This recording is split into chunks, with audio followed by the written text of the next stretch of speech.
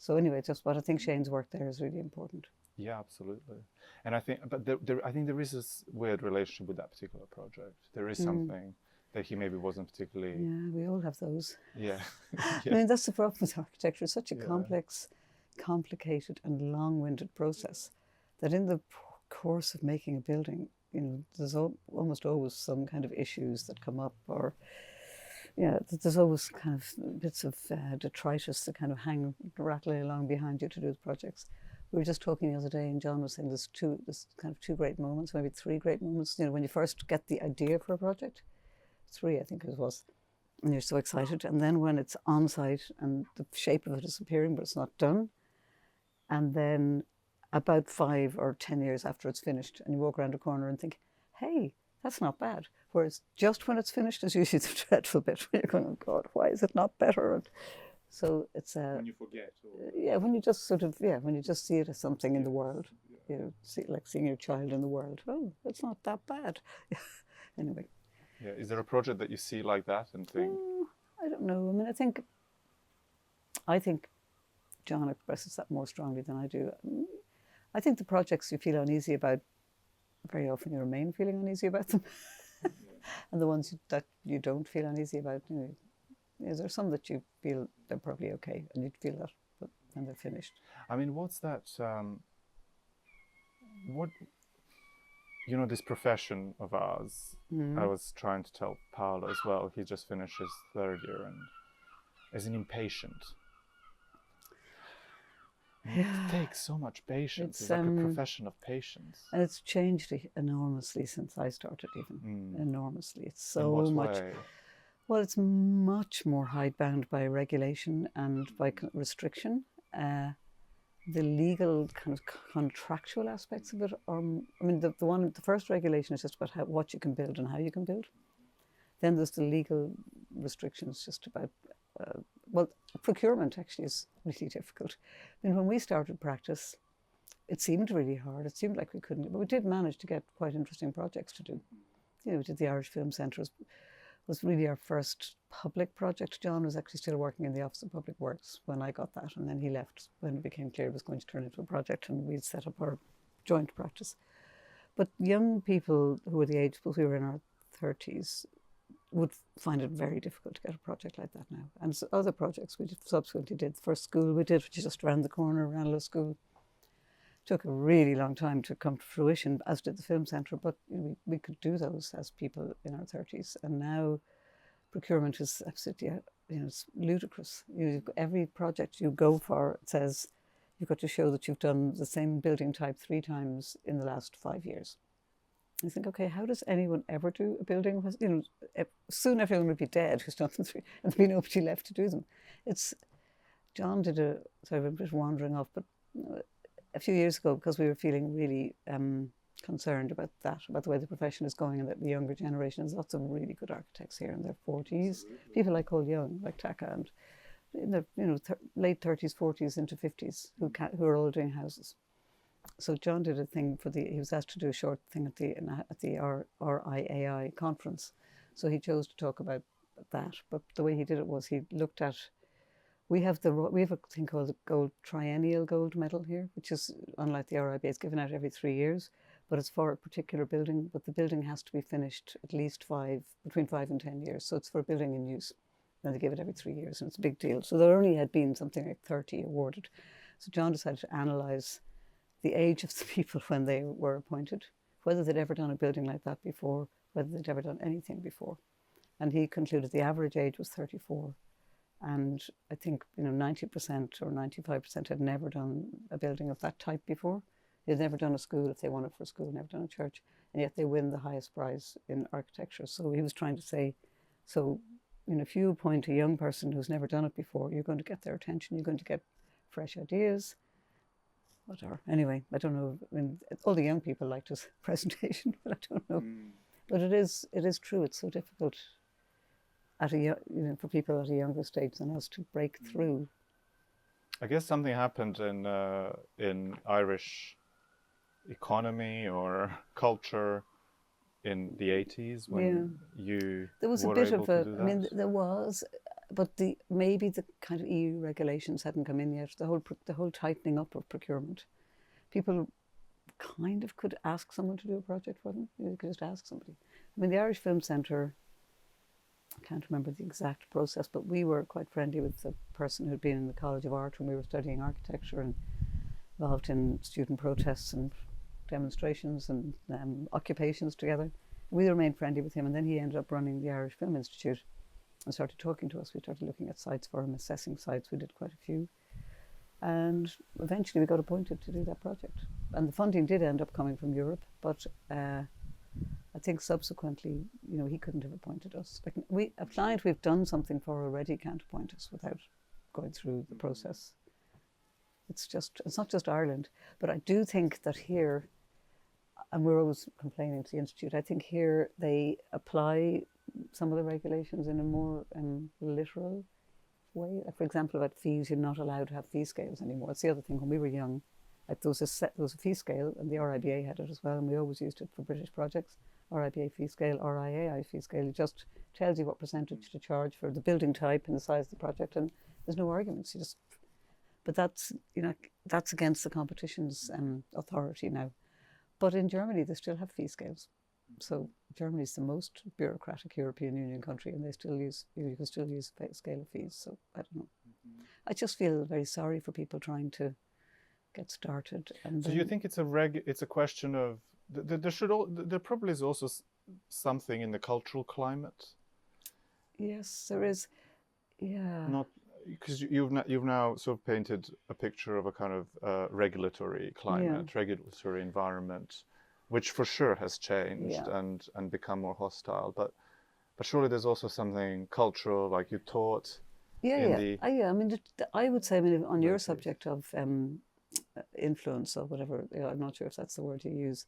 I mean, teaching was really important to us. I taught for 40 years in UCD until I reached the age where I was, you know, kindly told, "See you, now you're finished now," and so did John.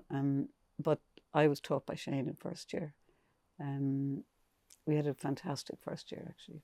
I mean, Shane it was his first year teaching, so he was just back from America, just back from Cannes. And we also had a very interesting artist called Patrick Key, who was qualified as an architect, but really was an artist. And an older, when I say older, he's probably in his 40s, Cathal O'Neill, who then became the head of school for many years, but he had just recently returned from America where he'd worked with Mies. So it was quite an interesting mixture. But Shane was amazing because he was totally caught up in the idea of teaching. He had never taught before. You know, we were first year students, so we didn't know anything about architecture. So it was a kind of, you know, we were probably the empty vessels. You know, we were there, eyes open wide, wanting to know about it. And he was completely inspiring. And we didn't know you know, none of us had probably known anything about architecture. So we'd never heard of Louis Kahn, didn't know about Louis Kahn. Shane didn't talk about Louis Kahn. He just talked as if he was Louis Kahn. Yeah. So, you know, it was fantastic. He used to talk to us about, you know, you must talk to the brick and ask it what it wants to be, and talked about light and about meaning and spirit in architecture. And, you know, later, actually, when we were in second year, and you've probably begun to read more books, but Louis Kahn came to Dublin when we were in second year. I think it was the year he got the Royal Gold Medal, so he was in London. And he came and did a lecture, I think at Shane's invitation, in Dublin, and it was in the Carroll's office building, which was very nice and sort of late modernist office block. But we somehow all squashed in, and we were sitting on the floor at the front, and Louis Kahn started to talk. Lou, as Shane was called. I still call him Louis because I never met him. Lou Kahn. Anyway, a few of us were sitting together saying, "Gosh, he sounds really like Shane, doesn't he?" Because you know, suddenly he's there talking to the bricks and using exactly the language Shane had been using to us. And you know, we had this brief split second, like, he's very influenced by Shane. Oh no, hold on. Of course, it's the other way around. But in a way, that was wonderful that Shane didn't say Louis Kahn is an architect who works like this. He just embodied the principles of Kahn's way of thinking about material, about the plan, so it was really like a very direct education into the kind of material quality, the weight, light of architecture, of materials.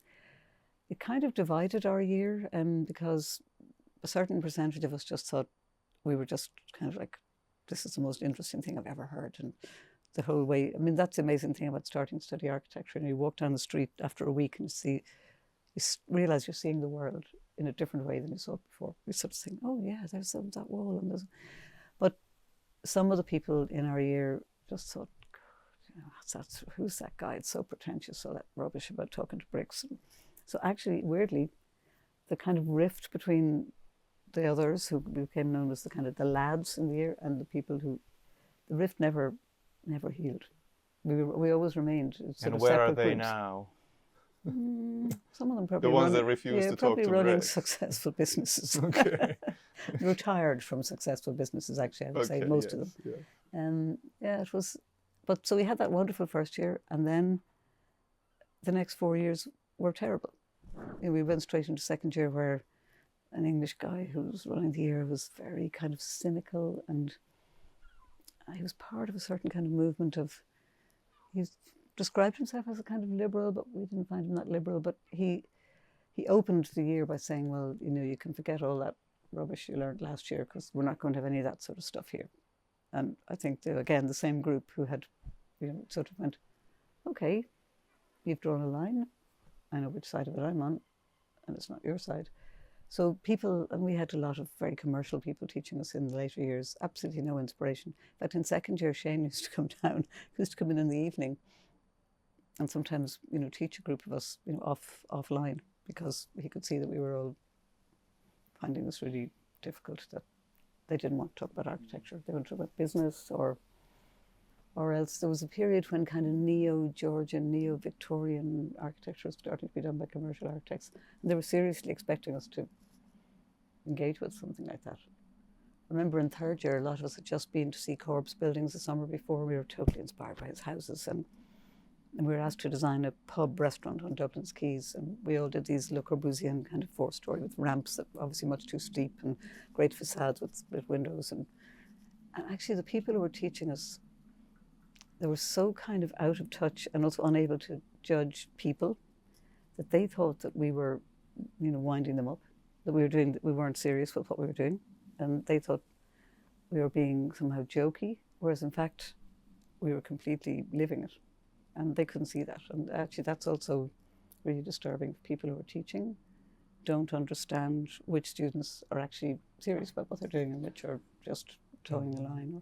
But I guess even in that case, there was a certain conflict. And I think conflict is always productive because at least you respond. It's really important. I mean, when we finished teaching in UCD, John and I were invited to do a lecture. It was a very nice event, actually. And the old man, Cathal O'Neill, who had been the head who taught us in first year, he was quite ill, but he got up out of a hospital bed or something and came. It was a very nice event. But I remember we told that story about that in first year we had fantastic teaching. In second year we had someone tell us, we're not going to talk about that. I think they might have said airy-fairy stuff. And then you knew that there were sides to be taken. And actually that gives you a kind of strength. Like, hey, well, I'm going to just go and find out on my own what I think is interesting, what's right. So it probably drove us all to the library. And so we went through, having been Louis Kahn's in first year, we went through brutalism and, the Smithsons and Russian constructivists and, well, Corb, obviously, when we went to see his buildings in Paris. But that was all looking at books in the library for the most part. And then when did you start teaching yourself? So when I graduated in 76, I went to London and I was there for 5 years.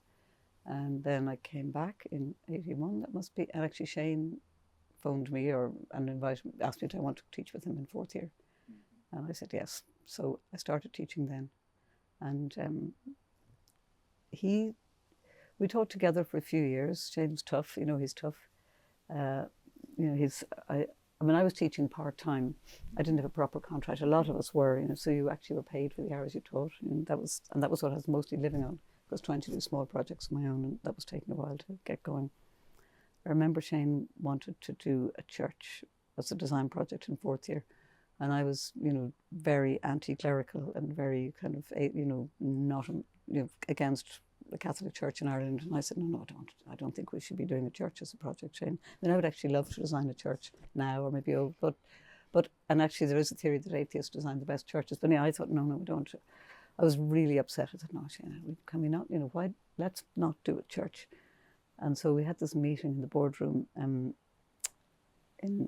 which is weird because it's the two of us in the boardroom in the School of Architecture. And Shane, he says to me, are you in or are you out? And then I thought, I was really cross because I thought, Shane knows that I'm living off my teaching and that it's, that I have to teach. That's my livelihood. But anyway, I think I stayed in. But I don't know if it was at that time, but no, I love this. Did you do that? I absolutely love Shane. I think he's a wonderful person, but he's also very, as you say, sometimes so charming. Like it's just, and then the other times, he has this great way of going, shh. He holds his breath.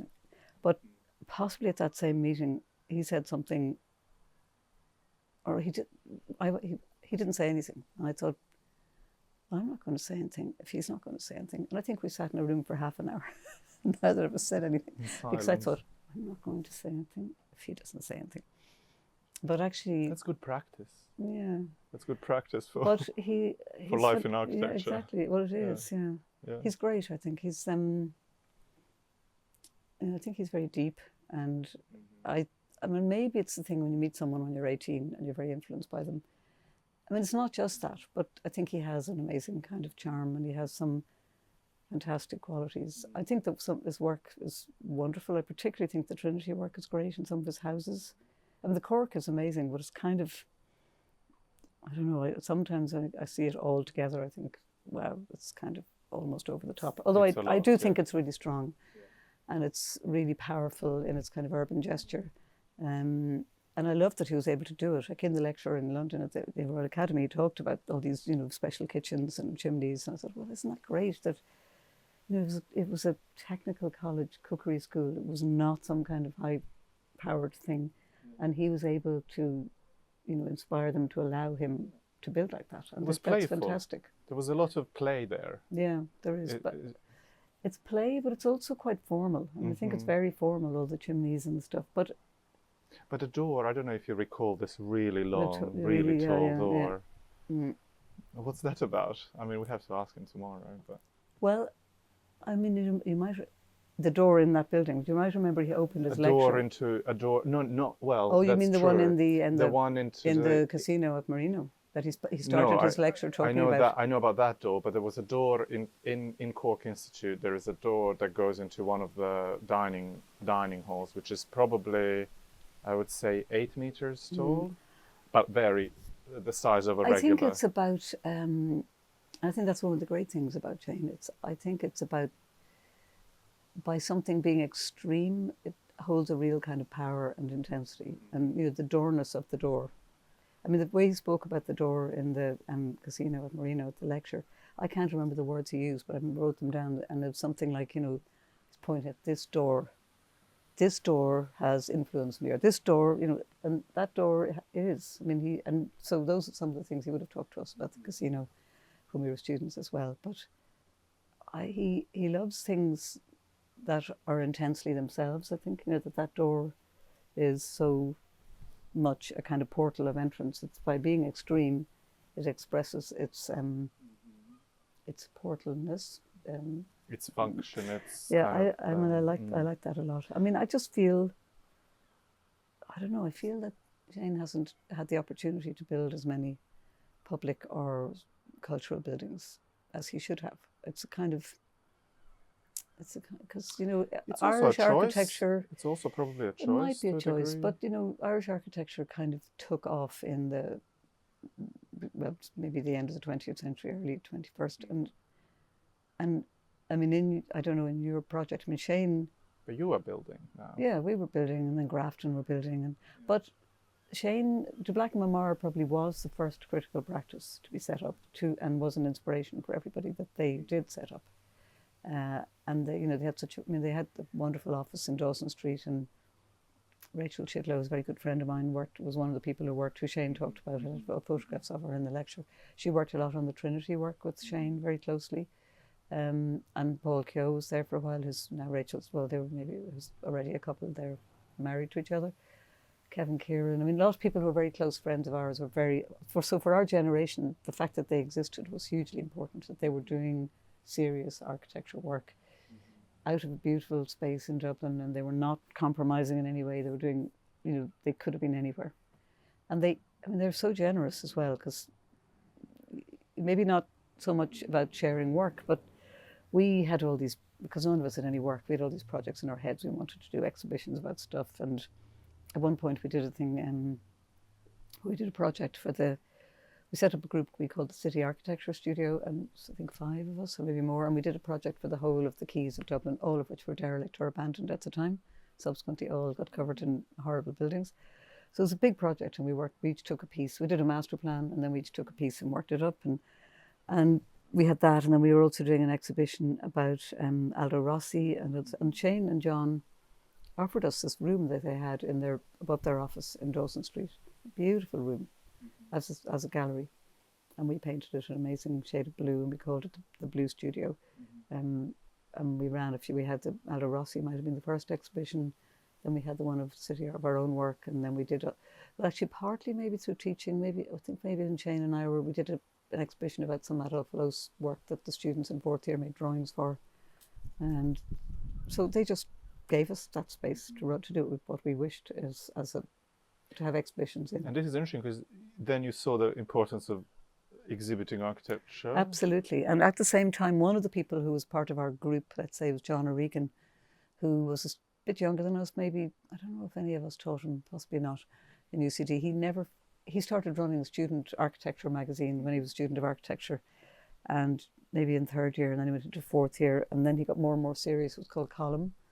And then he set up a book, Annex, which was like an annual book that described the work at the school. So John just never managed to finish his degree, because he kept putting all his time into making these books every year. And so he was part of the group. And when we did the Aldo Rossi, we decided we better publish a book as well to go with the exhibition. And he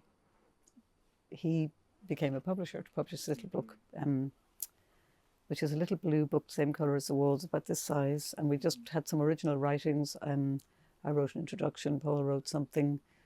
Some of our friends, I think maybe Marko Milovanovic had just come back from Italy, and maybe translated something of Rossi's that hadn't been translated before. It's a really nice little book, and it was published by Ganton Editions. And then the AD publisher, he ran a very small number. The AD publisher came and republished it, but it was a kind of matte blue cover. I'm trying to think if I got one inside there. They published exactly the same, but they put a shiny surface on it. And those more of them went out. But years later, when we went to America to teach with Michael Graves and people, we were sitting around one day talking to Graves and Bob Maxwell and someone else, maybe Jim Sterling. And someone said, oh yeah, I've got that's fantastic, the blue book on Aldo Rossi. And one of them, maybe Graves, said, have you got the one with the matte cover? And they said, no, I think it's got a shine. I've got the matte cover. That's the real one. And we were really thrilled. Said, oh wow, so people talking about the difference between these two books. So that was also about publishing. So publishing and exhibiting were things. So while we had no work, and then we started doing things like And was this projects. also while you were teaching? Yes. While you were teaching, now probably not with Shane anymore. Yeah, not with, sort of on and off with Shane, but no, not with Shane anymore, probably. And so publishing was important. Yeah, exhibitions so just were exhibitions important. and also projects. I mean, what speculative projects like the one for the City Quays. Then because there is a discourse. Yeah, and as a group you would pull together. And we did a couple of projects. Then there was a little magazine called In Dublin, which is a kind of an events magazine, but they started out with a more ambitious thing. They used to have people doing critical articles about stuff. Why do I think maybe Colm Tuomey was involved? I'm not sure. And we did some projects for alternative little infill facades on the quays, what they should be building instead, and with a lot of other people. When I met a Scott Talon Walker, I think once did something we all thought was terrible, and we wrote things against it and did alternative projects. And actually at the time, Michael de Courcy, who was a wonderful man who died very young, he was married to Yvonne Farrell from Grafton, so he was part of our group. He's younger than us all, but Michael was an amazing character, really driven, really had great personality, and kind of mad guy with long red hair, and he was always so busy that he was kind of walking around with his duffel coat with only one arm in the sleeve. But Michael and me and some others were involved in this criticising the Scott Talon Walker project. And at that time, Ronnie Talon was designing UCD's engineering building, and my father was a professor of chemical engineering, and Michael de Courcy's father was a professor of structural engineering. And Ronnie Talon complained to them, all my professor's children are turning against me. What's going on? Oh, God. Anyway, yeah. Yeah, so that was really important. And actually, maybe not having work was in some way a help, because it made us also think, we have to do projects. We have to do stuff. But also makes you take a stance. It makes you take a position. Definitely. We thought, we came back from London to be here, and most of our friends had come back from either London or America. Can I just stay on that for a bit? Because I think that's one thing that I'd like to just explore a little bit, because Shane is the person who also went and came back. Yes, and this is a very Joycean except Joyce didn't go back. He didn't go back, exactly. Yeah. But there is something always... Except in his mind, where he never left. Yes. But then his characters are always told to go away. You have to see Paris, you have to see a big city. Absolutely.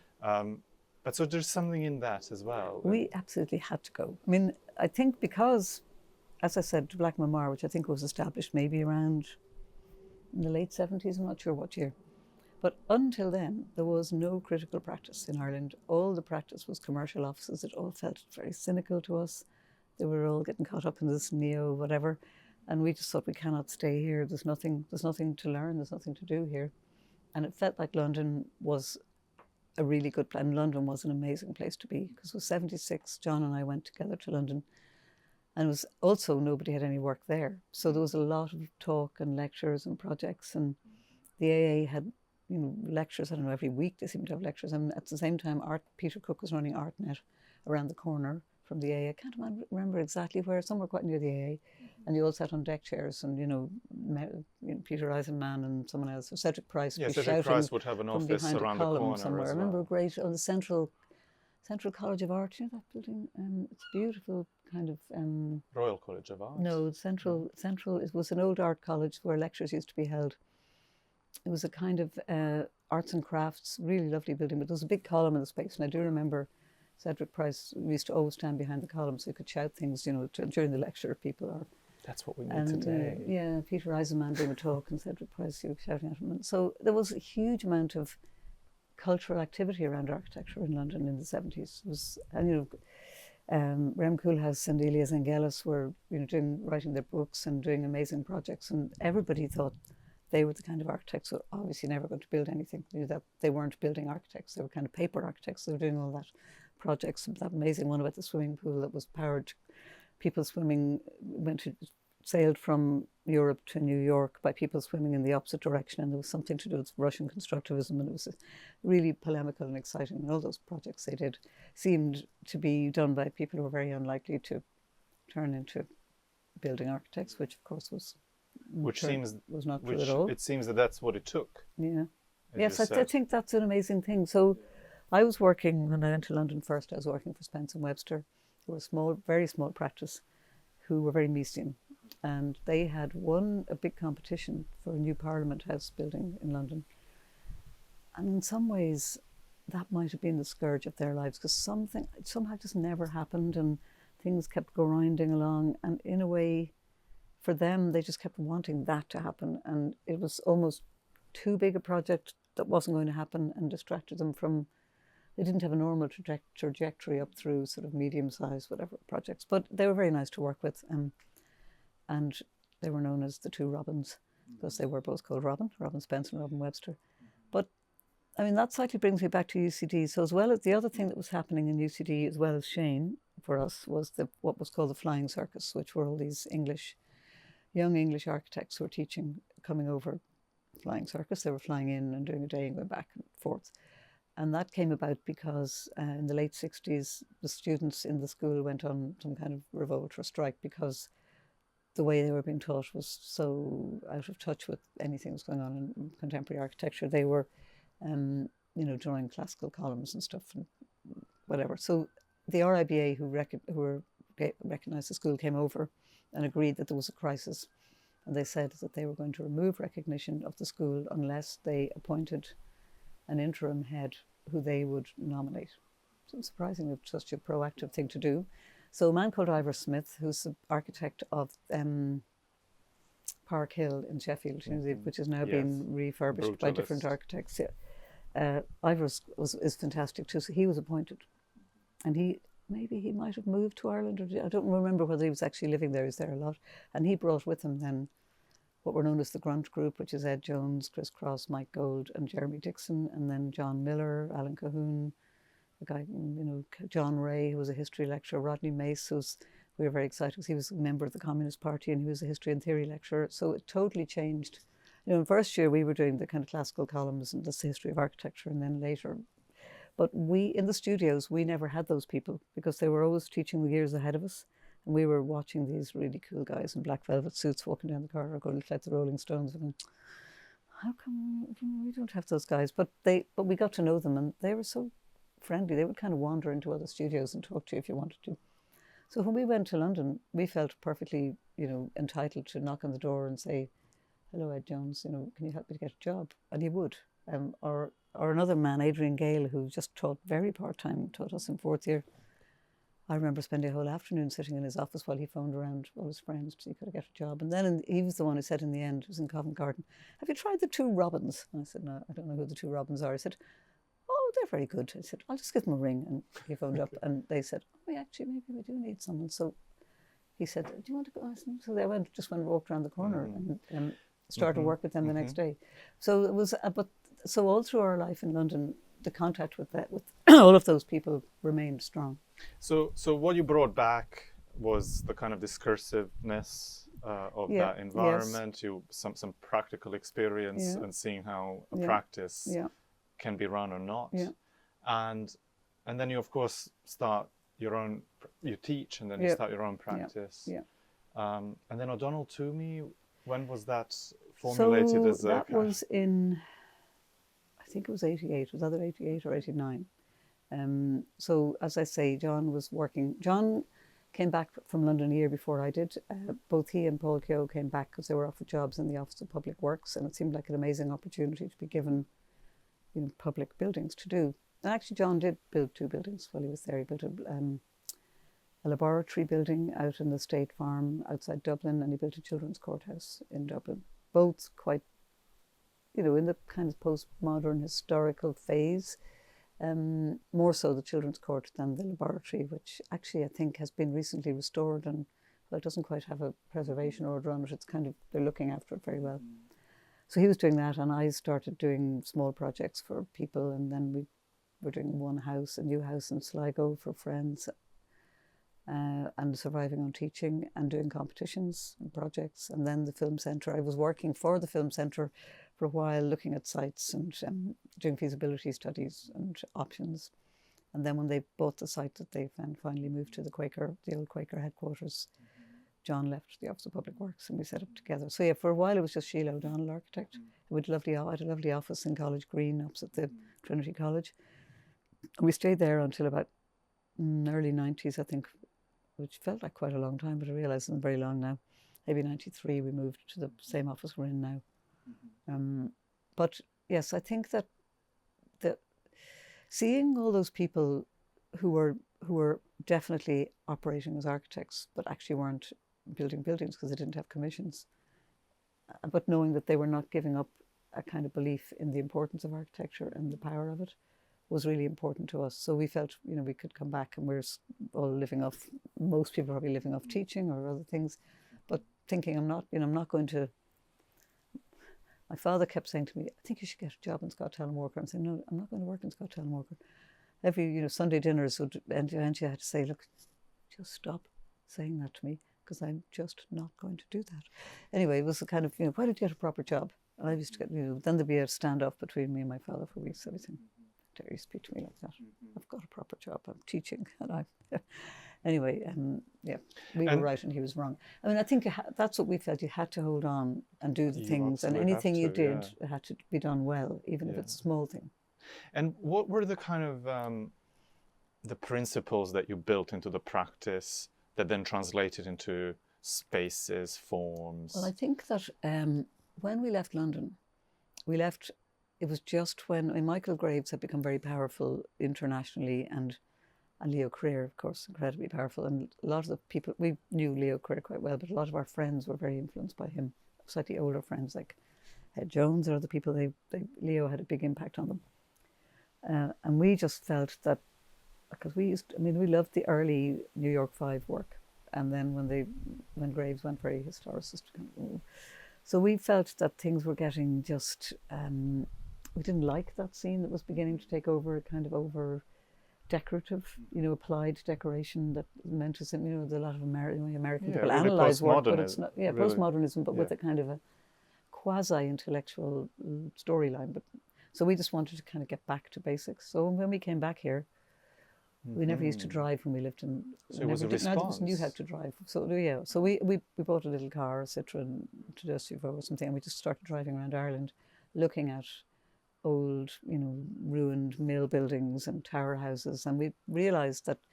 And even there's a wonderful book called Classic Irish Houses of the Middle Size, written by, I love that title, The Middle Size, written by Manco Morris Craig, and they're all wonderful buildings that were not quite big houses, so they're like kind of slightly upgraded farmhouses, for gentlemen farmers, and they're beautiful houses but very plain, rendered with simple windows and slate roofs with very small gutter, no overhanging, and we began to develop this feeling that there was a way of building traditionally here that was actually more basic even than England, where we felt we didn't have cottages with kind of leaded windows and dormers and stuff, and here we had much more, in a way, blunt buildings. So we got very interested in that sense. Is that the way? I mean, I think for the first few years we used to talk about trying to find what was Irish architecture. Then maybe sort of 10 years later we start thinking, I don't think I want to talk about my work in those terms, but it was a helpful stepping stone. So I would say, well, it's rooted. Our work was very rational. So we were very interested in the Italian rationalists as well, in Rossi and Grassi and all those people. So we probably were doing very almost rigidly rationalist work, but we felt that we were finding this in the tradition of how to build here. And even when we went to Palladio's villas, which interestingly tend to be a bit more run down than what Palladian houses in England, and more basic, and actually felt like they were built as farmhouses. We felt more connection between the kind of Irish classical houses and the Italian originals than we did in England. So we probably started developing, there's something here, there's a kind of stripped down. It's almost like people talking about Nordic classicism. I suppose we began to feel there was a kind of a way of doing things which is much simpler. I suppose we just wanted to shake off all that postmodern applied decoration stuff and get back to basics. So I think our early work, like the house we did in Sligo, is very, it's a kind of long house with a double pitched roof and sits into a hill and has, vertical windows, very orderly. And I think it was important. That phase of work was really important. It was like a sort of, it's part of your training. That you're kind of teaching yourself to be very orderly. We did some competitions, and we're doing the Kew Gardens competition and doing very kind of classical plan, but really getting into studying. So very consciously you were thinking of traditional. Oh yeah, we were very consciously. Yeah.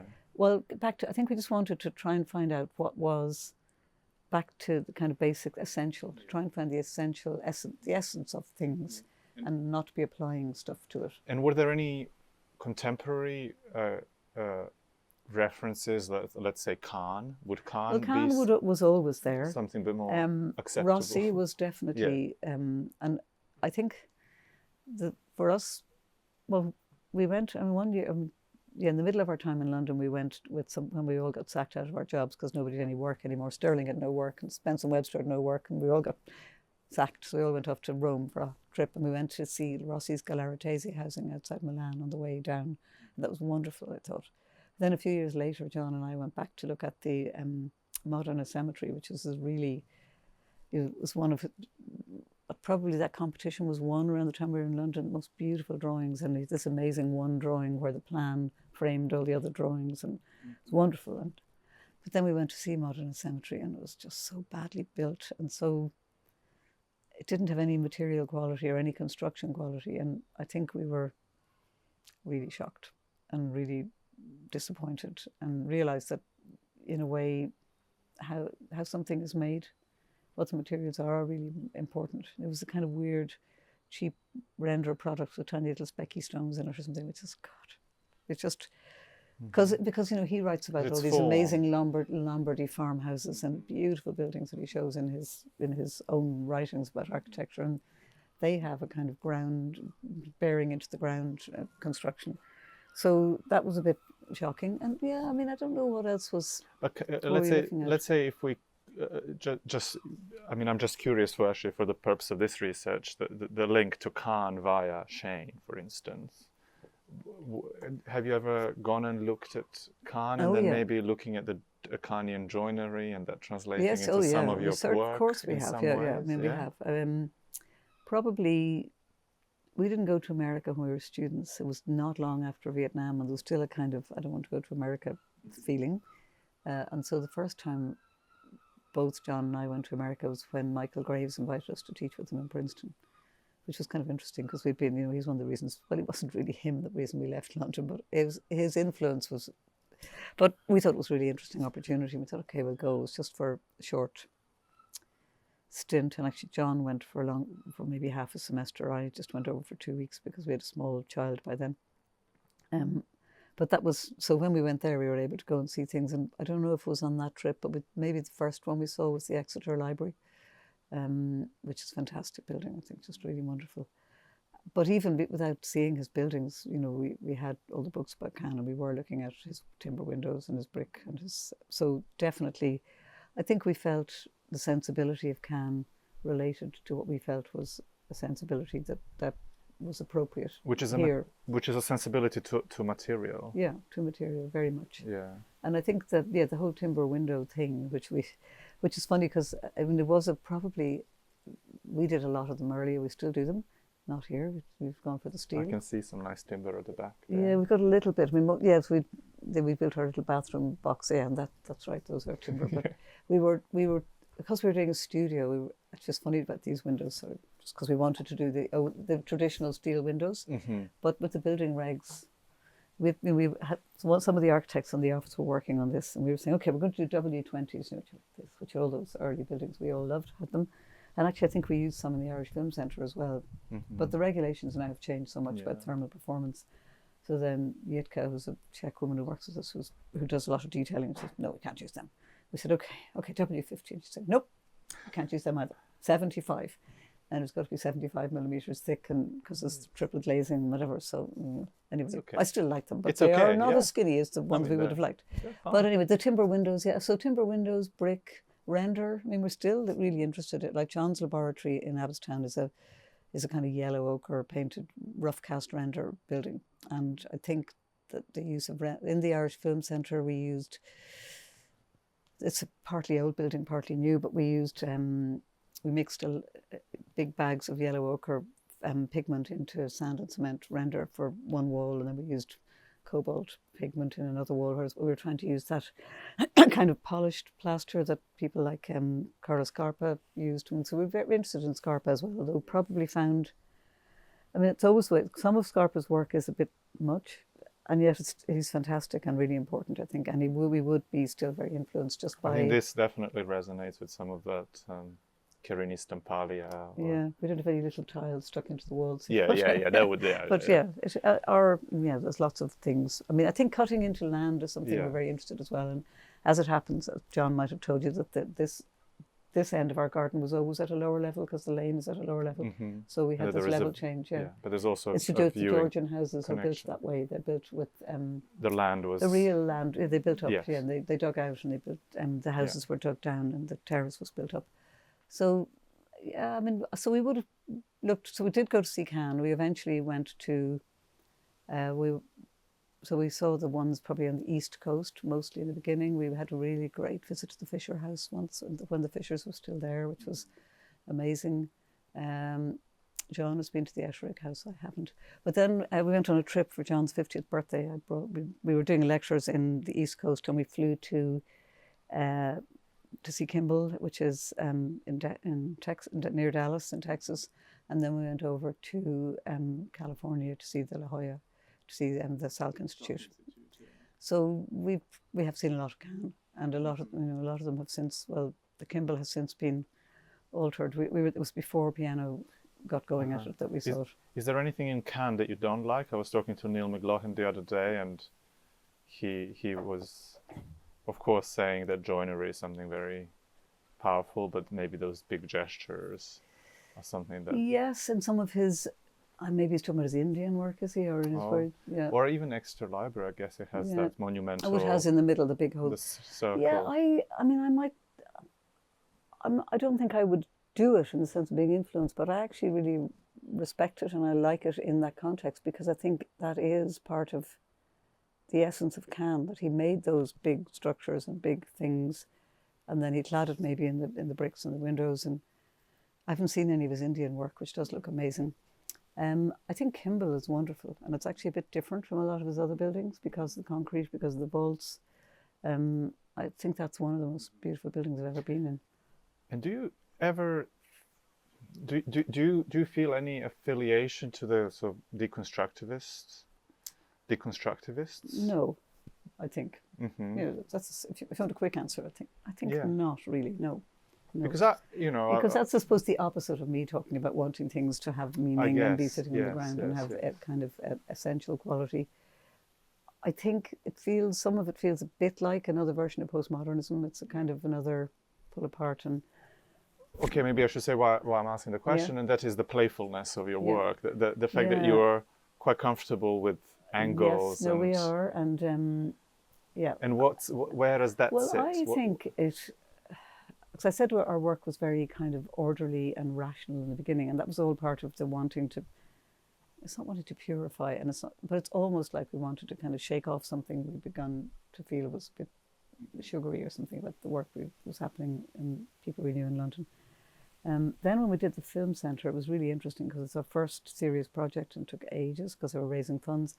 But because that had an existing building, not one, it had 9 existing buildings, and we did the measured survey ourselves. So we measured it and drew it up in pencil survey drawings. It was way before computers. And there were lots of really interesting slight shifts between the existing buildings. You know, they just were at different angles to each other. And in the time we spent studying it, and just, I mean, the big thing there was to work out what to take away, sort of subtraction and addition. And we tried to take out as little as possible, but things that, you know, that there's a great thing when you're working with existing buildings. You wonder, what is the thing that's blocking this organism from becoming one thing? And you think, if we take that bit out and move that bit, then an opportunity opens up. I really love working with old buildings. I think it's really interesting. And you're trying to respect them all the time as well, of course. So those geometric shifts, and then in order to tie them all together, we put this big curved wall, which was one of the 2 new buildings we put in, because the curve seemed in some way to kind of hold together all the shifty bits. Led to a building that was not orthogonal and not as rational, because it was a combination of old and new. And I think we realised we really enjoyed that kind of spatial experience, and maybe became more interested in that sense of, is there an intuitive way to design things that is somehow comfortable and easy for people to use, that has this slight shifting? I'd say Venice, if you're talking about influences, Venice is a huge influence on us. The form of the city of Venice, the spaces, the shapes of rooms in Venice, the way that you're walking down an alley that can become as narrow as, I mean, one of the last times we were there, we were going to the Frari from the Accademia, and I realised there's a particular little street called Via del Stretti or something, where it goes down to 900 millimetres wide, and actually, if you're walking down it, it looks like it's a closed alley because there's a building at the end. Mm-hmm. And at the very end, you see there's a way out on the side, and in there is the Frari. It's a huge building in a huge space. And that sense of wanting buildings to have contrasting, you have compression and expansion. And in Venice, that there are slight shifts in angle, give an incredibly powerful spatial experience. I'd say we just keep going back and keep finding, maybe not the monuments of Venice, but the actual urban spaces, the urban form of the city. It feels like breathing. It's like expansion and contraction. That was part of what got us going on things being less orthogonal. Then we got commissioned to do one competition to do a few buildings on completely triangular sites. People say, why is your building in the LSE that shape? We say, well, have you ever looked at the shape of the site? It's a triangle. So, and also the Lyric Theatre is a triangle. I mean, they were doing them around the same time. It's a okay. I remember the man who funded a lot of the LSE building. And then you became comfortable with try. Yeah, I mean, the reason is different here. Yeah, it's because of the trees. But there is a thing going on here that the angle of the roof is the same angle as the angle of that shift in the plan there. So while you're doing something that feels arbitrary. There's always a kind of attempt to measure up a geometric sort of rationale for it. So in the LSE, there was two things. The site was triangular, and then and that was amazing because it was a 6-week competition, and we had a feeling. Okay, we were really lucky to get it. And later they told us we were the wild card on the shortlist, so you know, the other people were maybe better known. We just felt we had to really go for it. Anyway, it was kind of exciting. But there was in the competition, there's very detailed brief and information about the site, including a very detailed rights to light diagram that the building had to keep setting back, and was slightly different on each side in relation to existing building. And we thought, we don't want to design something that looks like a building that was designed to set back because you're trying to avoid something, or that. So we want somebody in the office to make a little perspex model of the rights to light diagram. We said, well, because it was a student centre, and because to fit everything on the site, we knew it had to be at least 8 stories high, and that was going to separate the functions out. We wanted it to feel singular, like a kind of a thing, and have a kind of integrity, autonomy as a single building. So we used this little, what we call the jelly mould model then, and we made different shapes, and they had to fit under the jelly mould, which was the rights to light. So instead of stepping the walls, we angled them and canted them back here and there. And then we also decided that LSE is fantastic because it's in the campus is a piece of city, but there's no public space. So we decided to cut a little triangle, an additional triangle out of the site, which is where there's a glass canopy, which is given back to the city in a way, because we felt buildings need a threshold, a kind of in-between space on the way in and out. So there's kind of reasons for, in each case, slightly different reasons for how those angles come up. But then I think we've also, you do it and then you find that it creates a kind of enjoyable space and people like it. And I think another, like I'm quite interested in, I don't know if psychology is quite the right word, but this kind of psychology of how people use and approach buildings, and that buildings should be approachable. And, you know, I think there are some buildings which intentionally feel unapproachable, or, you know, like a big mirror glass bank building or something. You know, you're not saying to the person walking by, hey, come in, you know, you're welcome. So there's a thing about threshold, about, you know, overhangs. At the school we did near here, there was a lot about the veranda and the overhang, which I called a kind of contingent space. You know, I'd quite like if someone can come up to a building and they're not sure, they're nervous about going in, and they might have a place where they can pause, and they haven't committed to going in yet, but the kind of thing, do you think it would be okay if I went in there? So, surprise? Yeah, surprise, but also, I mean, actually it was the guy who was the client for the film centre was really interested as well in that idea. How do we make sure nobody feels intimidated and not wanting, everybody should feel this is their building. And we talked a lot about that, about how we would make the corridor feel like a street and feel open and bring you into the central space, feel like a piece of city. And he was great, and we all worked on that. We all wanted it to feel like as if you were outdoors, but you weren't. And then different people took over the running of the building, and it had some, you know, difficult phases when they didn't really like what we'd done. But one day, John and I were down there, and we used to say with David, the original client, people should just walk through here, like they should be coming through here with their bike. And so one day we were walking through, and there was a sign on the wall saying, please do not bring bicycles through this building. And then we thought, oh, that's really annoying. Then we thought, oh no, that shows it worked. You know, it's a success. I mean, we designed it so that people would feel they could bring a bicycle through, and obviously they do, because they had to put the sign up to tell you not to do it. So I think I've wandered off your question, but it sort of ties into the thing about the angles and the shifting. I don't know. There's in between a hanging out space, like in the LSE, the stairs winds around the lift, and it keeps shifting and changing width. So there are landings and spaces where people can, because it's a student building, people can loiter and chat, and without having to go into it. There's kind of, it's compression and release, I suppose, but there are places that are there for hanging out. And again, that kind of worked in the LSE. Students do hang out in this place. You know, the kind of big, on some floors, there's a kind of big landing that looks back down over the stairs, and you find people are there doing stuff. And that, you know, depending, I mean, suppose we've nearly always designed cultural or educational buildings which want to encourage people to come in and want to encourage people to linger. And so we've probably always tried to think about those sort of little spaces that feel comfortable aside, like nooks and crannies, we might even talk about, a highly architectural term that it is. but it is important, I think, to us that.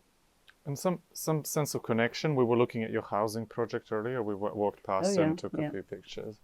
I guess what's interesting there is a series of sort of cuts through corners. Where suddenly you're, whether it contextualized or just, again, building is this thing that. Yeah, I mean, that project, we really specifically, particularly wanted to build a piece of Dublin. I mean, that was in my mind starting that project. And at the time, the city council wanted us to put they were our client, to put shops on the ground floor, and the whole of that street, which they call Cork Street, which is an awful big wide, they've cut through, but that was full of shops which nobody had rented, and they had the roller shutters down, and we said, no, you shouldn't put more shops here. You can't let the ones you have. People should live on the street. And I said, oh, you couldn't do that. I said, you mean people having windows on the street? And I said, yeah, have you ever, I mean, it's in the area called the Liberties. Have you ever walked around the Liberties? I mean, every street is right on the pavement, houses. All surrounding houses. With windows. Yes. I mean, everybody, people live on the street. So we said we wanted to do, and they said, well, we can afford to put a little bit of thin stone on the ground floor. We said, no, we wanted it to be a brick building, because that's Dublin housing is brick. And then the thing about, modern apartments are quite small and it's different sizes, and it's really complicated to make sure everybody's got a window in every room, and there's 2 bed and 3 bed and 1 bed. And we were looking at Georgian architecture, and so one of the reasons for the double height openings of the balconies is just to give the sort of scale that you get in a Georgian house, so it kind of balance of double height and smaller scale. And then we realised you could shift the windows, because it's funny how you've been looking at something for years and you haven't noticed that Georgian houses, and I think this might not be true in London, I'm not sure, but in a Georgian house in Dublin, say it's 4-storey, the 3 upper floors, the windows do line over each other. But the ground floor then has the front door, which takes up a good bit. So because every room has a window in the middle, the ground floor room's window is in the middle, and it doesn't line up with the windows above. Yes, I was looking at that And you get a really interesting, what happens then is, because they're not all lined up, the brick works more like a surface. Because the windows are shifted, you kind of get more sense of surface and less of frame. So we kind of, having realised that happened in George's houses, it allowed us freedom to, because of the different size apartments, a different, bedroom needs one size window. And even different, there's a point where even the levels are the slight, maybe jumping levels. I think there might be on the side elevation, maybe. Yes, because the street is stepping. Yeah. There are there's 2-storey units at the bottom, and then there's apartments above. So they're even the floor levels are shifting. Yeah. That was such a complicated project. I mean, the elevation is so playful. There's something like 50 units in it, and I think I remember talking to Gina, who's now one of our directors, who's a project architect, that I think we had something, 30 different house types. Just some of them weren't that different. So part of wanting to build a piece of Dublin was also wanting to build around the corners. And that's quite difficult too, because trying to make apartments go around the corners. And actually we're doing other housing now. And even since then, a lot of regulations have changed. Walls are much thicker and going around corners, but I'm still trying to go around corners. We've been working on 3 housing projects for Dublin City Council since early lockdown. We won them in competition, and one of them is at tender, and the other 2 haven't even gone to planning yet. We've been working for 4 years on them. Anyway, I'd love to do more housing. I think it's school. I mean, we used to say schools and housing, just really interesting projects to do, because you're building society and you're building the world people live in. First building a child experiences that isn't their home is a school, and just that sense about that people discover the world through schools. And this small stone building that you're building? Oh yeah, well that's really so. Actually, we had Is that finished? That is finished. Well, it's part of an ongoing project. So we actually had a podcast here last night. So there's a man called Joseph Walsh, who's a furniture maker and designer in Cork, who's a kind of phenomenal person. He's in his early to mid-40s, I suppose, and he's been running his furniture, Joseph Walsh Studio, for more than 25 years, I think. He set it up when he was maybe 19. But he makes this incredibly elaborate furniture. I don't know if you've seen it. It's just amazing, just amazing craft, but used a lot of steamed wood, very twisted. And we first met him about 12 years ago when he asked us to do a collaboration with him, and he asked would we design a piece of furniture, and we'd kind of work together on it, and he would make it. And he was asking us partly because he was interested that we did quite geometrically rectangular work, and his stuff was already curvy, and he thought it'd be interesting to push himself.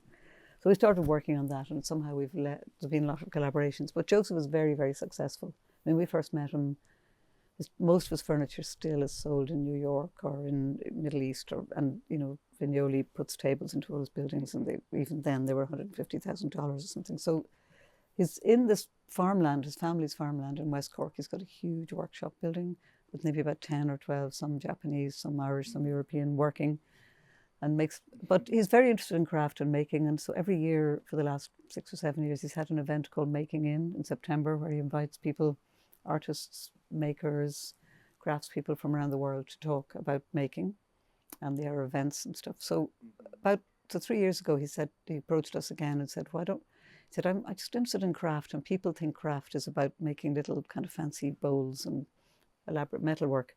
He said, I really want to make sure that the crafts of making and building are kept. So could we do a collaboration, like a pavilion or a structure that will be there for Making in next year, which uses timber, carpentry and thatch? Well, those two were the two he said, and we ended up putting quite a lot of stone into that one as well. So we said yes, and John did some sketches, and he actually drew 3 little things and sent them to Joseph, and Joseph said, oh yeah, okay, 3.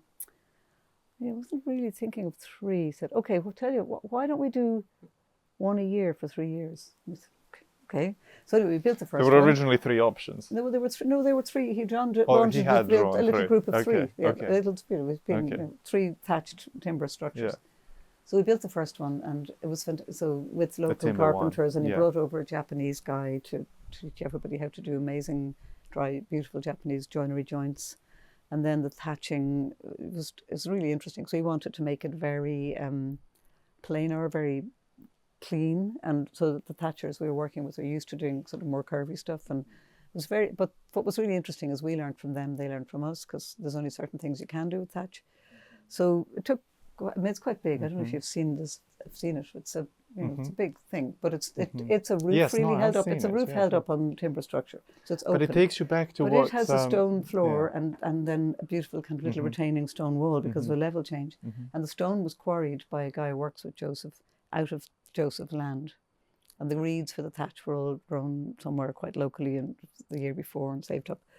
So we all got excited about the stone and thought, well, maybe we should do the next. The next one won't be the same. So why don't we just do stone? Then he had found some very good stonemasons in Donegal in the north of Ireland. So we made sketches for another one this time, thinking about these amazing chapels that are all over Ireland, built in dry stone, big in 9th to 12th century usually. So John did sketch again of a kind of a twisted version of one of those with a kind of geometric roof, and sent it to Joseph. He said, yeah, okay. And so, you know, we had a few meetings with people who knew about stonework, and we looked at lots of books about ancient stonework and thought about how to do it. And he said, okay, we'll just do it. Now, in all of this, what's amazing so we did that, and it didn't get finished in time. It started, I don't know, they started maybe in March, didn't get finished for September because it was so elaborate, but it got finished by about November. And now we're doing the third one. And so those are both pitched roof structures. And when we were down at the event last year, Making in, we just thought maybe the third one should be something different. And we were looking at all these holes in the ground, which is where they quarried the stone on the site. So we thought maybe we'd do something in a quarry, and then we thought, well, that'll just fill up with rain. So actually we said we would build what we're calling a hedge theatre. It's only called a hedge theatre because there's a hedgerow between the 2 pavilions that are built and this next field, and we thought that hedge is like the backdrop. So we built a kind of amphitheatre. It's almost finished in stone again, but will be planted over, and actually it's just and it's almost like a landscape thing. It's a landscape thing. The hill it's not really dug in much. Instead, we're sloping the field behind it to come up to the top of it, so it's kind of sitting there. And it's so the idea is that they are all demonstrations of craft of building and explorations of that. And in the stone one, we ended up with, there were a total of 15 masons, but 3 of them were Japanese people who came over and did the work, the little walls outside and the paving and some steps. And they used really interesting, they used totally different kind of stonework. In fact, they were able to use the stones that the Irish masons couldn't use because the Irish masons were using very horizontal stones to build up this wall. These guys wanted big boulder-like stones. But a lot of it was just going down and working out with the masons how to do it, how to do the lintels. It's a corbelled roof, so it's only stone, there's no other materials in it. And the inside, it's kind of got an oval shape in the roof, and outside it's angled, and there are a couple of doors. And I mean, one time one of the masons took John inside and said, John, you know, I want to ask you something confidentially. You know. He said, yeah, well, are you okay, Michael? He said, yeah, yeah. And he's an English guy from Cumberland. He said, yeah. He said, it's just my friends keep asking me in the pub, what is it actually for? And John said, are you enjoying doing it, Michael? And Michael said, geez, yeah, it's the best thing I've ever done in my life. And it's fantastic. It's such a wonderful opportunity for a stonemason to make something like this. John said, well, that's what it's for. So, I mean, that is what it's for. And I mean, what's amazing is that Joseph, like, we've never discussed money. It just doesn't come up. There's no, well, for us, there's no contract, there's no planning, there's no bloody building regulation. So it's an incredible release to be doing something which is just about going somewhere and making something with the people who are making it and working out the details. And so this one will be finished this year, and now we have the idea we're going to do something a bit more practical. So we've all been talking over the years. We have been looking at trying to design a kind of minimal house that might be, you know, something that would be quite cheap for someone to build, maybe with some amount of prefabricated timber. Might be a big pitched roof and with, you know, open attic that you could later put your own partitions in. And then it turns out Joseph is thinking about that too, and two of the people who work for him in his workshop, he's near Kinsale, which is a very popular, beautiful part of West Cork, very touristy, so property prices are really high. So he was thinking about a maker's house. So we're hoping that maybe next year we're going to look at making a maker's house, which is like an experiment about how to make a house for people to live in at kind of minimum. And now some rammed earths has kind of come into the picture because we've started experimenting a bit with thinking we built out of the ground before, maybe we could build out of the ground again. So it might be rammed earth and timber, it might be all timber, I don't know. But it's been that's really interesting because it takes you back to where you started this trip around Ireland that you mentioned earlier. Oh yeah, it does. Yeah, and we've never stopped doing that. We're always going. You know, we're really boring. We're also, well, actually, it's interesting. We go to Greece a lot as well. Italy, it used to be Italy, it still is, but Greece we go a lot, and just walking around Greek villages or islands and looking at Greek chapels, which are very different because they're whitewashed and they've just carved roofs, but they have a similar kind of bringing structure down to ground, making a space that feels sacred. And what, you know, how do you make a space feel sacred? Yeah, and then there's always benches and steps and things that are whitewashed. And I mean, you know, it's lucky John and I are both married to each other because they were both architects, because we just spent our whole, that's partly what all this is about too. We're always looking at how two steps go into a bench, or how, you know, benches, steps, stuff like that. Just so holidays when our kids were young, into a sink. Yeah, when our kids were young, they think, oh God, boring. Oh, looking at architecture again. But actually, it isn't architecture; it's also vernacular stuff. So in Ireland or in other, and actually, we began to think there was a similarity of sensibility about some of the Greek stuff and the Irish stuff, although the climate is totally different, of course. But so maybe it's the Irish, the use of timber. I mean, is Irish traditional vernacular architecture? Is there a lot of stone in it, or would you say that it's the timber that's maybe the timber? I mean, the thing about timber, and this is interesting about the world we're all in now, and we're trying to work out how to build more sustainably, and everybody's saying the answer is building in timber. We don't have a proper timber industry here. You know, most of the people, the forestry industry here really promoted growing Sitka spruce, which is really a cheap, quick crop, and it's not building grade. It can be pulped for things like different kinds of boards and stuff, or, you know, can be used in chipboard or OSB oriented strand board or stuff like that. So we don't have an industry that has structural grade timber. And so this is a conversation we keep having with people about if it is actually more sustainable to build in timber or CLT, because if you're bringing it over from Canada or somewhere, the cost of transporting it. So there's you know, there's a whole, so we don't have stone. Is there a lot of there is a lot of stone, and I mean okay, the structure we made in Cork is not for inhabitation and it's not waterproofed or anything, but we are very interested in, I think stone is a really interesting material to build, and we've done some competitions which we managed not to win, where we've proposed, you know, building timber, maybe timber structure inside, but stone, quite thick layer of stone as the outer leaf, which is self-supporting. So it's structural, but you might have steel and stone or timber and stone, depending on where it is. And if there is a timber, well, some of the competitions were in places like Scotland where there is timber. So I think we're all still it's really interesting that we have to struggle with how to build differently. Yeah. But I don't think there's an answer yet. And there is a kind of brigade who have a very moralistic thing about, you know, you can, if you don't build in timber, you're committing some kind of terrible sin. And actually the balance, you know, it's very interesting to work with engineers and people who will measure the carbon content of whatever you do. And see, you know, sometimes buildings that are partly, I mean, we often, like this building, has concrete up to a height, and it's partly because of the level change that it dealt with the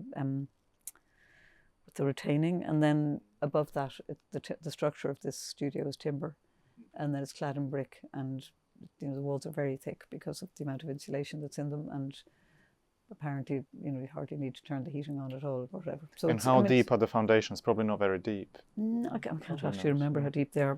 Possibly not very deep. Probably not, because this is the foundation. Yeah, so it's concrete. Yeah, I mean it's a concrete base up to the height of the level change, and then the rest is timber and brick. I mean, brick is, you know, I mean, there's lots of interesting work being done about can you make bricks that aren't fired. And that's also, so I think, rammed we're at earth, the beginning of all this. Rammed earth is, I mean, there was an article in the Zine or something last week saying rammed earth is not sustainable. And I thought it was a kind of an annoying article because it said, oh, you often have to mix a certain amount of stabilizer in with rammed earth, which could be lime or could be cement. And they were saying, even if there's 5% cement, it's just as bad as concrete. And I was thinking, actually, it's not.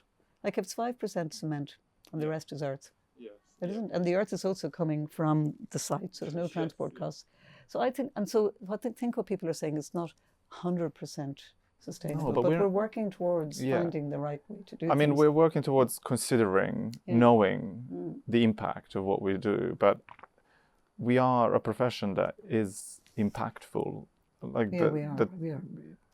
You need material to build a building. And I think that, you know, there's always been like longevity is also part of sustainability. Something that survives for a long time is more sustainable. Something is going to have to be knocked down and rebuilt.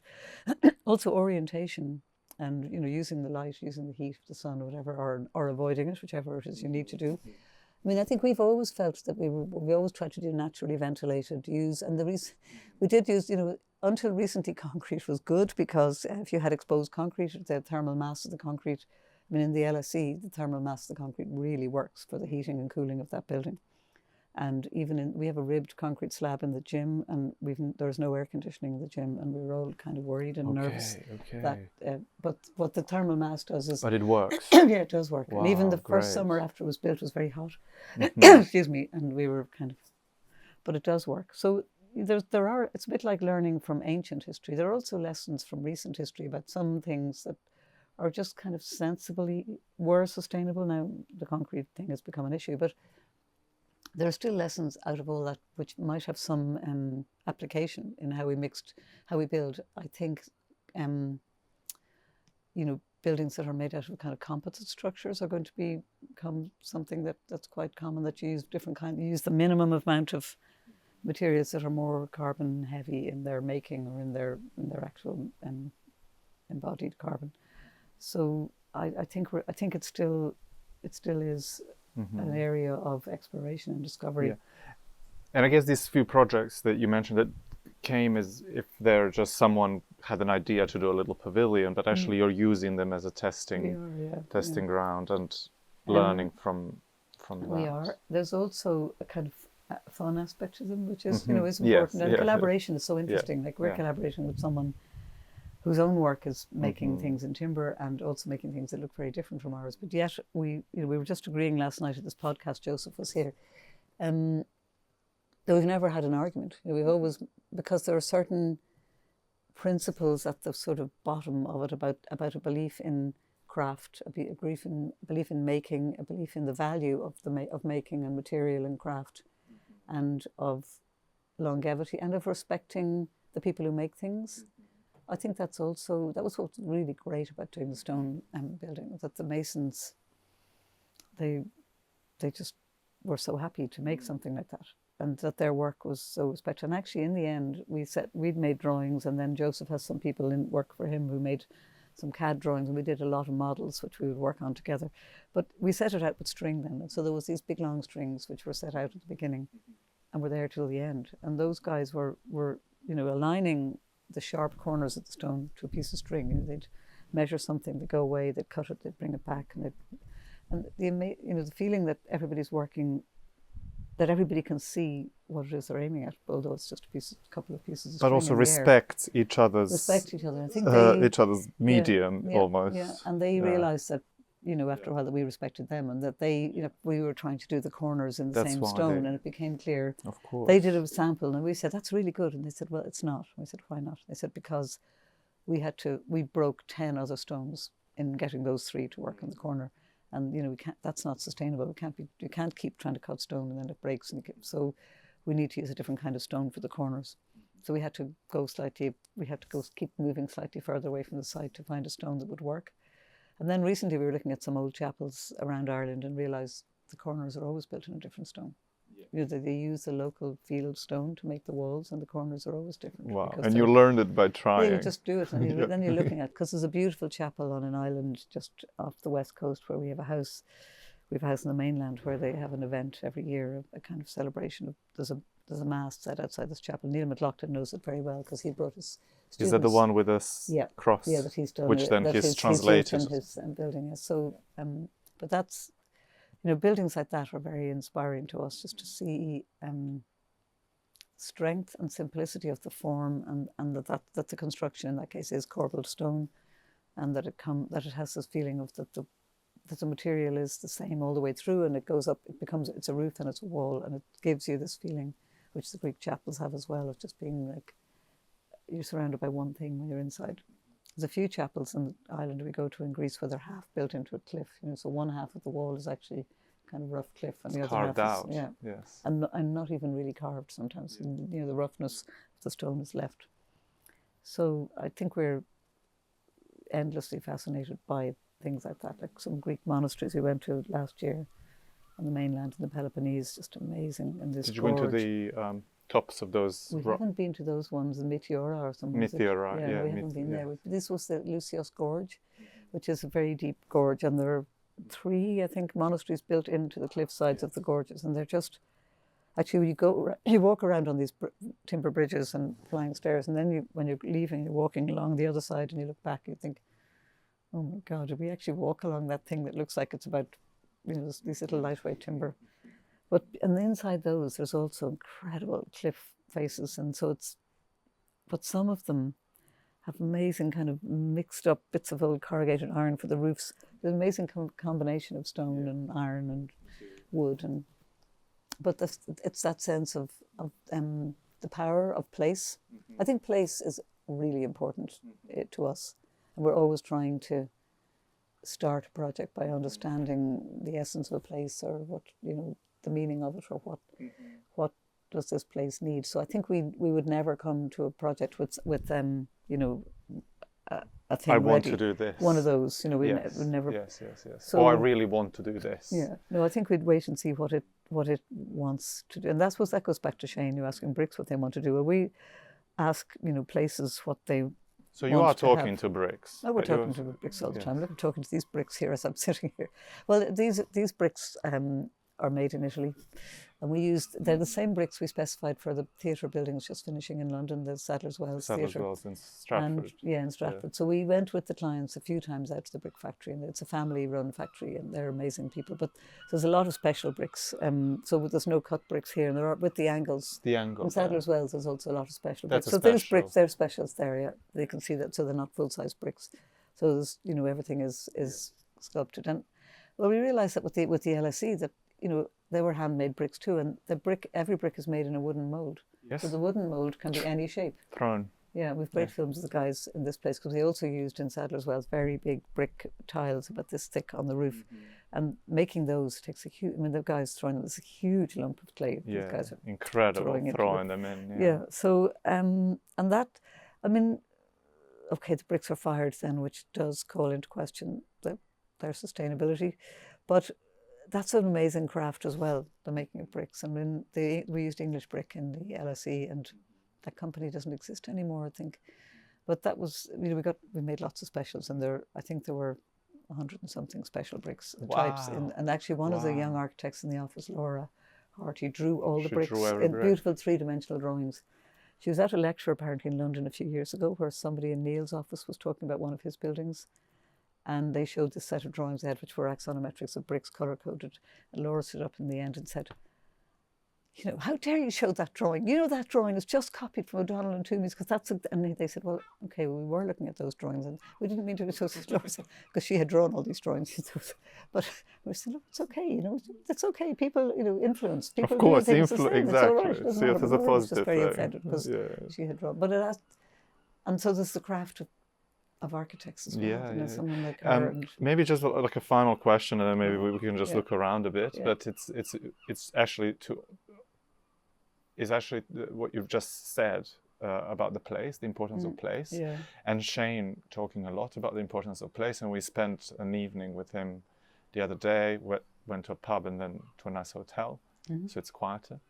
And then he spoke about Dublin a lot. Did he? He really spoke about Dublin, and he thinks that that's a very important thing to understand when we come and talk about Irish architecture. And I just maybe wonder, well, I mean, I how would you introduce Dublin? I talked about the housing that we did. I'm really wanting it to be a Dublin building, because Dublin Georgian is really different from London Georgian. Because London Georgian is what, like Bedford Square, say, is really formal. Like the whole terrace is built as one building. It's all the same height, same colour brick, doors are the same. Dublin Georgian was kind of a bit, well, a bit like the story about our house, which is late Georgian. But it's like maybe one guy built two houses, and say even Merrion Square, which is our most formal square, you go down, there's two houses the same, and then beside them, the next ones are a bit higher and slightly different colour brick, and the doors are different and the steps are different. So it's a bit more dialogic, it's a bit more conversation. So it is more, it is, and yet the sort of, the power of the type is so strong that there's the brick facade, the window proportions are the same, the doors, stone steps, the beautiful stone pavements. So I would, characterise Dublin as having a kind of slightly softer brick, even the colour of the brick. And then we have these amazing stone, sort of a lot of granite public buildings, for example, along the river, where we have the Custom House and the Four Courts, and there's a third one, a few churches, which are all on the North Quays facing south. So there's this feeling on the North Quays which have been destroyed by atrocious cheapskate buildings starting in the 80s, but the public buildings still stand there with their south-facing facades and take the light. It's a kind of a soft city. The river, you know, at that point, the River Liffey kind of slightly meanders where those public buildings are. And then there are, so I think it's a building of brick and stone, brick for the houses. All of this is probably the Dublin that we grew up with, which has changed quite a lot. There's amazing set pieces, like on the north side where the early Georgian is around Henrietta Street. There's fantastic, there's the King's Inns, which is stone, the Henrietta Street ends with the King's Inns, and there's a public archway that goes through into a park. And there was a kind of, the early Georgian house are very big up on the north side. Henrietta Street is probably the most striking, because they were huge houses and very grand and all different with individual kinds of staircases. One of those has been turned into a museum called 14 Henrietta Street, and if you've been there, it's just interesting to see it, because what they've tried to do, when we came back to live in Dublin, you could buy one of those houses for, I don't know, 40 or 50,000 pounds. And we were thinking about buying one, and actually before I came back, John and our friend Paul Keogh looked at one and wanted to buy it and went to the bank, and the bank wouldn't lend money to someone who wasn't what they called a bona fide family. And then they started looking at the two guys and going, so you're two men who want to buy it. God, it was just not only, you know, were it didn't matter. They obviously maybe thought they were gay, and they thought that was absolutely no way we were going to lend you money. But they wouldn't lend us money, and we didn't buy them. And just as well, because actually the people who bought those big houses, it's a life's work to do it. I mean, there's one family who bought one called the Caseys, famously up in Henrietta Street, and you know, for 10 years they had no stairs. They kept having children, and the children just knew not to fall down the hole where the stairs should be. And they all, you know, one of them was a student of ours later. I don't know if they all studied architecture. The kids who grew up in that house, it's kind of became architects. Well, you need architects, yes. But they're very beautiful houses. But that's the reason they were for sale so cheap was they'd fallen into use as tenements. And so at one point there might have been a couple of hundred people living in one house, you know, more than one family in a room. So the museum in Henrietta Street, I think it was originally going to be even called the Tenement Museum. So they've kept some rooms in the state they would have been in when they were lived in by very poor people, and then some rooms are in the state they would have been when the house was made. It's quite interesting. They've built a new stair, I don't really like it that much, although it's quiet, it's restrained, because there was no stair. Because probably they took the stairs out when you could fit more people in or something. If so maybe stick inside. I don't know if they took the stairs out, or maybe they could sell the wood. When we bought this house, there was no stairs between the middle floor and the lower floor because it was all in bedsits, and the guy had taken the stairs out because it was easier to fit more people in. You could just board it over where the stairs was. So how do you We go just from put stairs back. Okay. Yes. Okay. Well, it's only from the middle, just the stairs down to what would have been called the basement. And one of the reasons, we took a floor out to make so that it didn't feel like a basement. So we have a double height room at the back.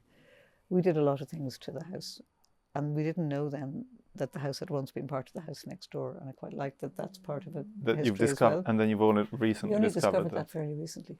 We don't know how we would think, how stupid are we? We should have. There are hints. Yes. The biggest hint is that the chimney's in the wrong place. Yeah. The chimney in our house is between the hall and the rooms, and there are no other Georgian houses in Dublin that I've been able to find that have a chimney. Yeah. The chimney is always on the party wall. Well, it's because the brickwork is not so visible. And also there was such bad condition. There was a bit of a crack, but there were other cracks. Yes, we just thought, we feel so it's the gap that used to be a void. Yeah, it used to be a lane or something. Yeah, a lane that was just filled in quite similar kind of. And just blocked up the doors to half the rooms. Yeah. So they. And it's because the house doesn't have the pitched. Well, none of them. See, the people there, the people next door, the previous owners built that gable. The Georgian houses in Dublin never have that. In fact, we have there's a double roof. They would have given it away if it was there. But there's always a double roof. I think in London the roofs go the other way because of the Great Fire of London. Georgian houses in London later got built with proper party walls, fireproof walls, fire stopped. But we didn't have a Great Fire, so the roof. If you went up into our attic, you could probably walk into the next door people's attic through because they're not really closed off. Okay. So those continuous, so all the roofs, so there's a double roof, which is a bloody nuisance as well, because always the valley gutter leaks, and then always the parapet gutter. Everybody knows what bits are going to leak in the house, all the gutters, but that was so. There was actually when we did the work in our house, we found a blocked up door, but we thought sometimes if someone built a terrace of houses while they were building it, they'd leave openings so they could. And then they blocked. So again, we should have probably thought, why is there a blocked up door on the wall? Anyway, it's also the walls were very thin. We should have also suspected by that. But yes, so that we have a double roof like that, as all that terrace. But then those people in there got permission before we moved in here to build a weird. They built an extra floor on. Yeah. And it's got a funny little gable, and it's